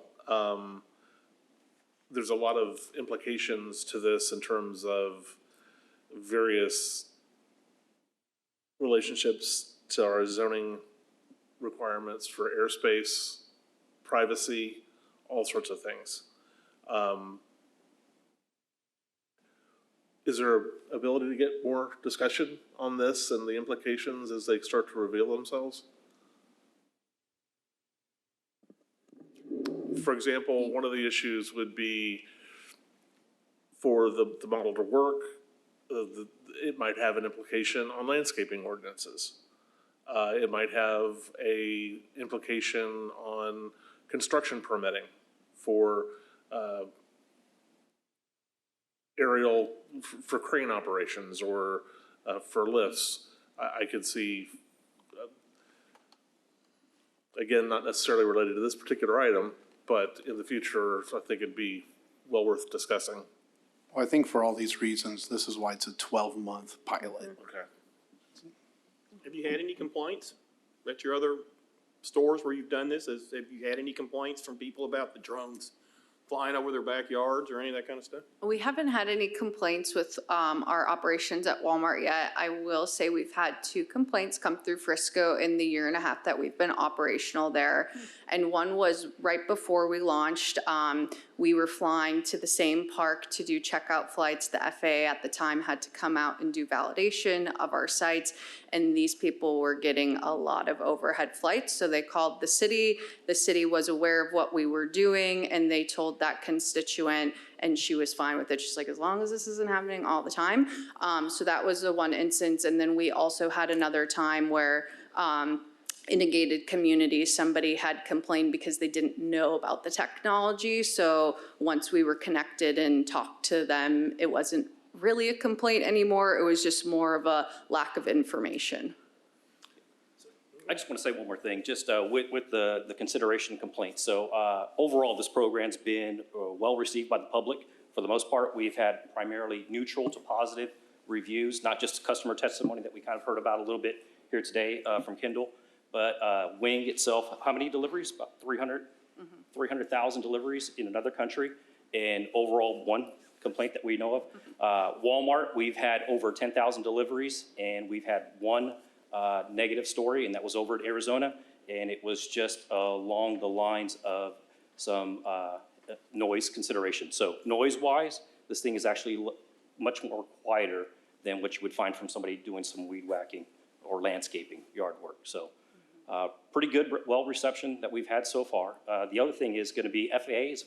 We work hand in hand with them as far as making sure that we are meeting all those concerns as far as being able to operate in the airspace. So that is part of the approval that Wing seeks in order to operate in the area. Do the vehicles operate any lights besides nav lights or to find where it's going? So there are navigation lights, and I believe somebody asked earlier, like operation 7 days a week, et cetera. I think you asked that. Right now with Walmart, with our pilot program, we operate every day minus Tuesday, so Thursday through Wednesday, and then we operate daylight hours through our waivers with the FAA. So we actually just changed our hours to 10 to 6:30 because we know the time is changing and days of light are changing as well. Is there any plan to make it a 24-hour operation? Not at this point. You would have a huge heads up if that ever happened, but that's like a big thing with the FAA with us right now. Thank you. Okay. Anything else? If not, thank you very much. I Thank appreciate the you. information. Sounds interesting.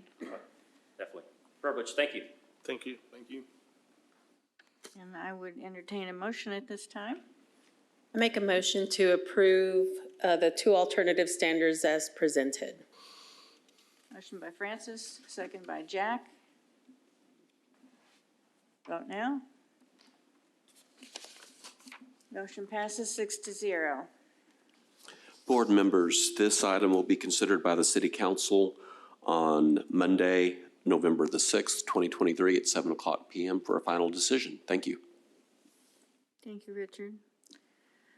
Okay, and our next regular hearing is consideration of 4 alternative standards associated with architectural standards for AutoNation Honda on approximately 18.8969 acres located at 601 Waters Ridge Drive, legally described as Lake Point Addition Phase 2, Lot 4C, Block B, zoned General Business District, as requested by Michael Wanja of Gori Architects on behalf of Michael Matzloff, the property owner.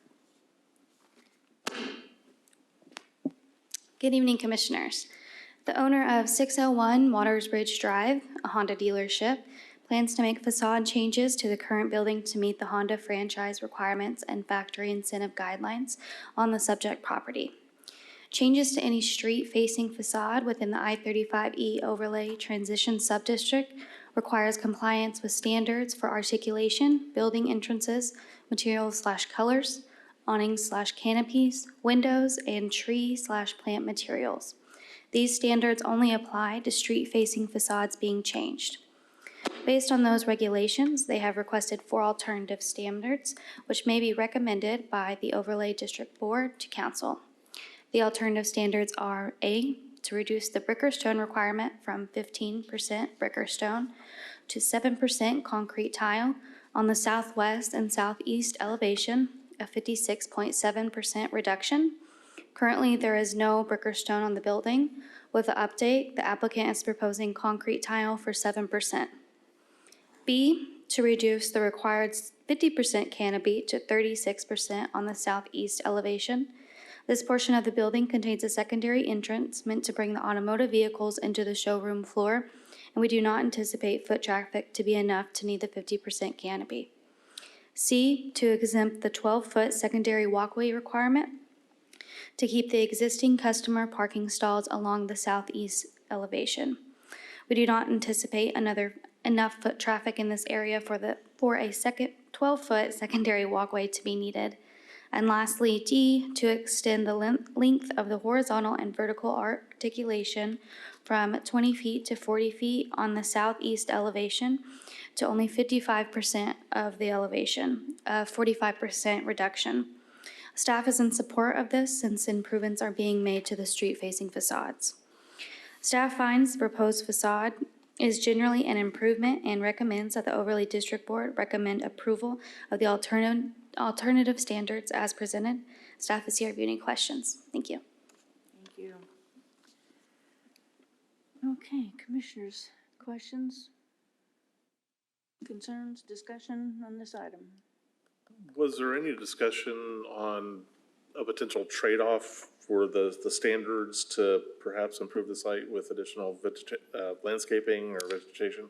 So they are, here's the updated landscape plan. They're required with the I-35E requirements because they're changing the front-facing facades. They have to update the tree/plant materials, so they are updating that.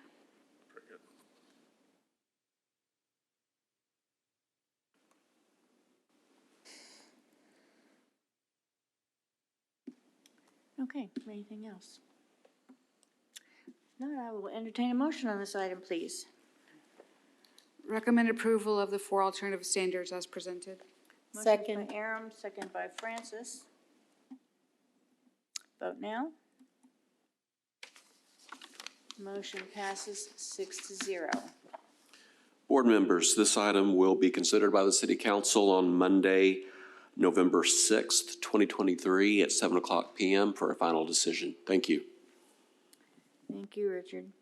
And final item for the Overlay District Board is adjournment. May I have a motion, please? Move to adjourn. Motion by Karen. Second. Second by Aram. Motion, vote now.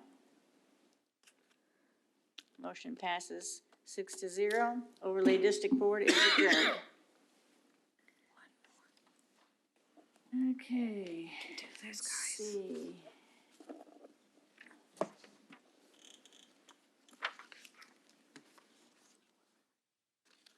Anybody need a stretch, Frank?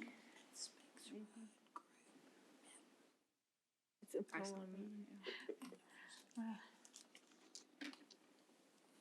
Do we have an in-flight movie or anything?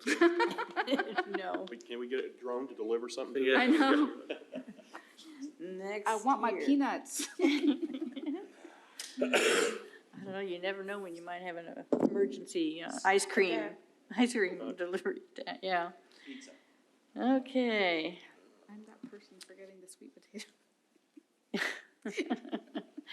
All right, the next item on the agenda for this evening, we're going to open up call to order the Capital Improvements Advisory Committee.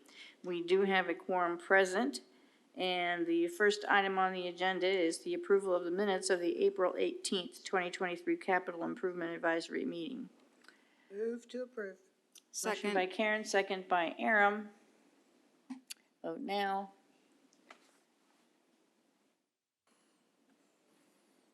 Motion passes 6-0. We have, on the next item, we have to select a chair and a co-chair of the capital improvements. This is going to be in two motions. The first motion will be the selection of a chair. We'll go ahead and entertain that one first. Do I have a motion for selection of chair for the Capital Improvement Advisory Committee? Move that Mary Ellen be the chair. She does such a great job. Second. Thank you, Karen. Second by Francis. Any other nominations? Vote now. Wouldn't dream of it.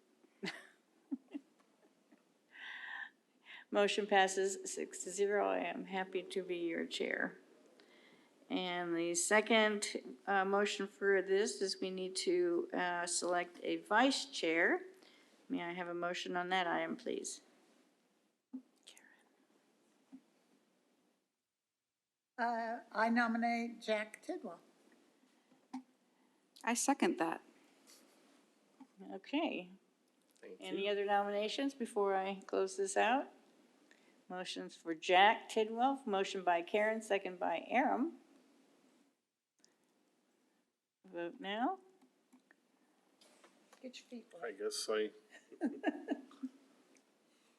I'll hit the A as well. Motion passes 6-0. Okay. Okay. All right. Now we get to figure out what they do. Yes. Well, you'll find out. Just About to find out. I'll follow your hang lead. on. Just hang on here. All right. We are going to receive a presentation now on the semi-annual report for the period of April the 1st, 2023 through September 30th, 2023, and consider acceptance of the report and forward it to the City Council for review. Can I close this out? Yeah. Just close it. All right. Good evening, Madam Chairwoman, and the rest of the Capital Improvements Advisory Committee. My name is Kelly Rouse. I'm the Assistant Director for Public Services here at the city.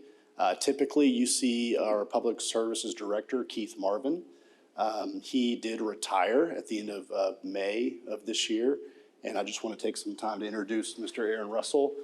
He has been with the city since June 21st. It was his first day. So he's our new Public Services Director, and this is his first CIAC update. So I'm gonna take the reins from here, but also want to update the committee in terms of we have a selection of a new capital improvements manager coming down the line in the next few weeks or so. Weeks to a month. He is coming all the way from Baytown, Texas, and so it's going to take some time to get him up here. But at the end of the day, you might see me in the future, you might see Aaron, or you might see, his name is Roshan. You might see him as well delivering this report. So with that said, moving on, the semi-annual report from April 1st, 2023 to September 30th, 2023 is prepared in accordance with the Texas Local Government Code, Chapter 395. And ultimately, this report evaluates the progress of this existing program that we have in place. The purpose of this report, as required in subsection 395.058C of the Texas Local Government Code, the Capital Improvements Advisory Committee is charged with the following functions. 1, to advise and assist the city in adopting land use assumptions. 2, the periodic review of the impact fee and capital improvement plans. 3, monitoring and evaluating the implementation of the capital improvement plan. Preparing semi-annual reports evaluating the progress of the capital improvements plan and impact fees. And finally, advising the city of the need to update and revise the land use assumption plan, the capital improvements plan, and the impact fees. Following along that report, I'm just going to skip the background, but at the end of the day, we've had a capital improvement capital recovery fee program since 1986. The latest iteration has come in 2018. And the current master plans, land use assumptions, and the capital recovery fees were approved by City Council at their meeting on September 17th, 2018. Go into that next page of that report. Our capital recovery fees are based upon living unit equivalents, or LUEs, as you'll probably hear me refer to, as well as meter sizes. And I'll jump into that one on page 5 when we see that table that was ultimately approved by. Do you have something to show us, the table? We don't have a printout of it. It was in our packet, but a lot of us don't bring that with us. I could probably pull it up. We've got a couple of new members here that,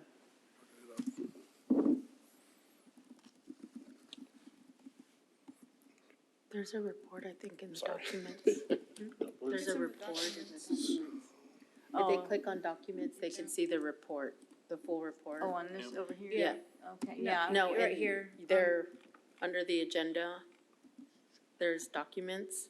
If you click on that, the full report is on there as well that you can view. what they're Actually, on the talking about. floor. There you go, I see it. Under Okay. documents. All right. So we're currently on page 3. Yes, sir, we have just jumped over to page 3.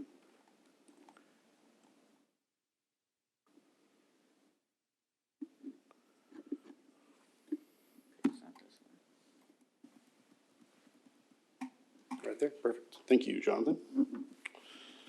All right. So going back to that capital recovery fee and what it's based upon, it's based upon a living equivalent unit or an LUE and an associated meter size as well. I'll jump to page 5 after I go through these capital improvement projects from the master plans and the studies that were conducted back in 2018. Anyway, so on the water system side, the water capital improvements plan, there is a series of projects all the way from supply to ultimately delivery to the customer.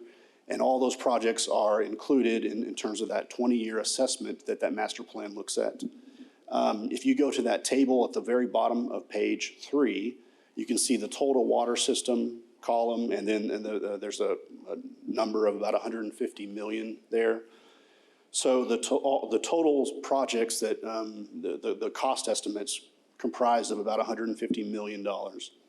The number next to that, 45.9 million roughly, that is the projects identified that were relevant to or attributed to growth in systems. So the projects that we have to put into place to meet the growth in the city.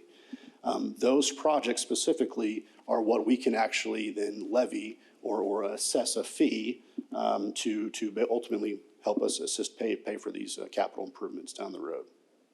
If you ever want to see details on those water system projects, there's an engineering evaluation report for water and wastewater for the 2018 to 2028 impact fee review, and that's in Appendix A. I'm going to go to the next page, and that's the wastewater side of things here. But once again, so the wastewater side, you have a variety of projects from collection to transport all the way down to the treatment plant, as well as the planning expenses. And the total project cost for that 20-year assessment was $194 million. Of that $194 million, you have 69 million and some change that is actually directly attributable to growth from within the city of Lewisville or development within the city of Lewisville.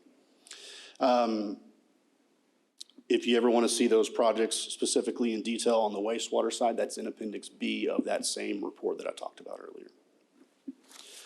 Jumping over to page 4, once we determine the collective sum of what we can assess a fee on, we then have that total number and we can drill down the ultimate fee or the cost per living equivalent unit.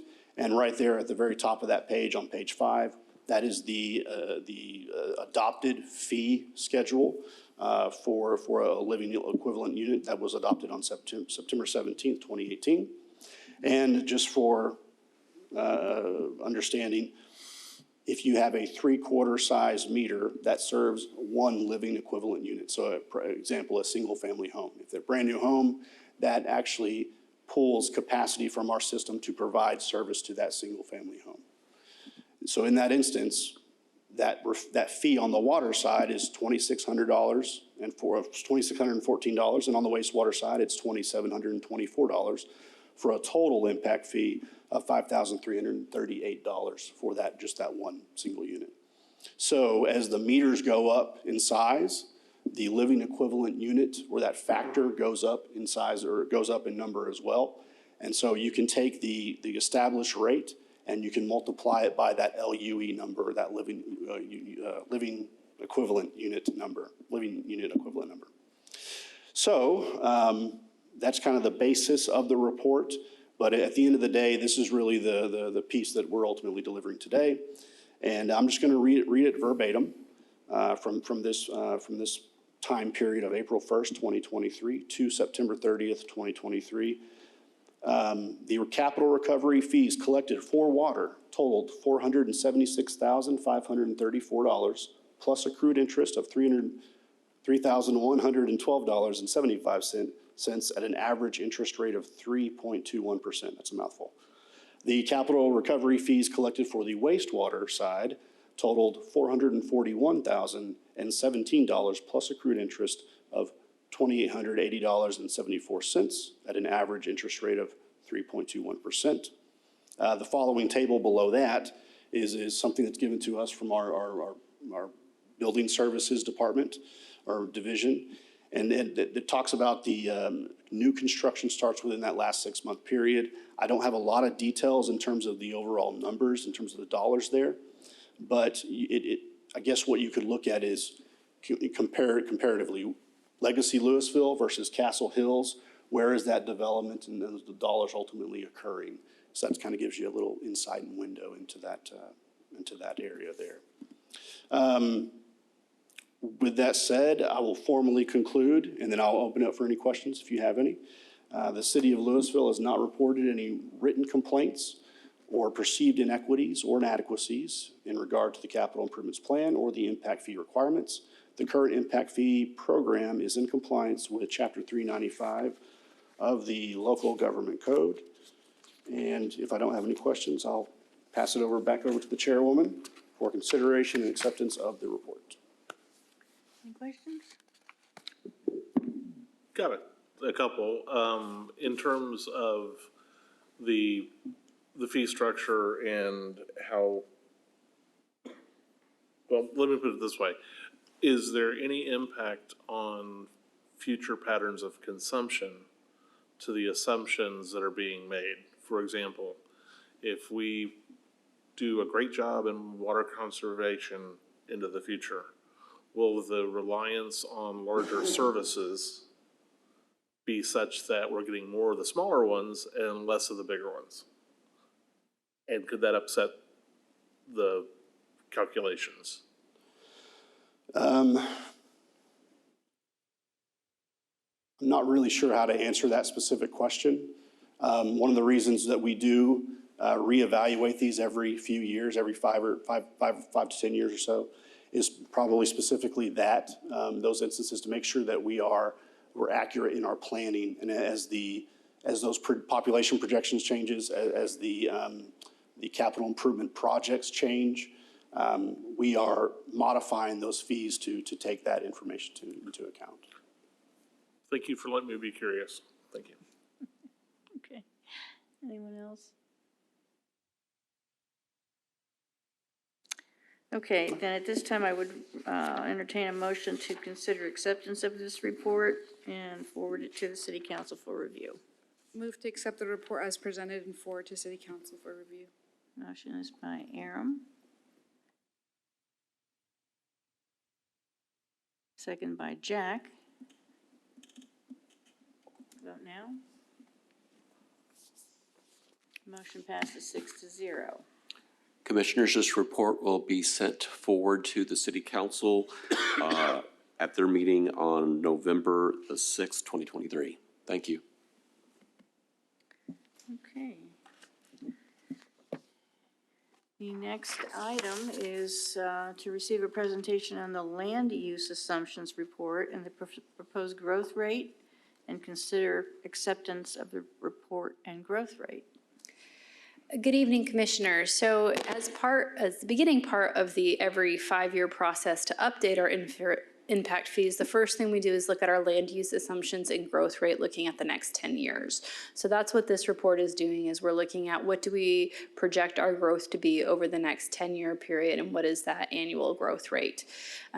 We also do assign these based on traffic zones per North Texas Council of Governments traffic zones to get an idea of where infrastructure need will be. That information is then used to help plan capital improvements that would be necessary to support that growth, which then goes into those impact fee calculations along with information such as average water use per household and things like that. So what we did to look at our land use assumptions and growth rate is we looked at past year's data. We also looked at projects that we have in the work and general trends for the region. We have a current population as of January 1, 2023 of 134,242 residents. We project that in 2033 that would be 151,249 citizens. We've got a current employment population of 106,176 employees. We project that to grow more to 125,671 employees. This is an average annual growth rate of about 1.2% for the population, so that's what we're proposing as our annual growth rate, 1.2%. This does align with past year's growth in both Lewisville and Castle Hills. So we believe that that's right about on track with what we expect to see moving forward. And you can see some of those tables here. And so with that, staff recommends that the Planning and Zoning Commission make recommendations on the land use assumptions and proposed growth rate. And those don't have a date for City Council. We would just use those to help formulate our proposed impact fees, and then bring those proposed impact fees back before you all and then to the City Council. If you have any questions, I'm here to answer them.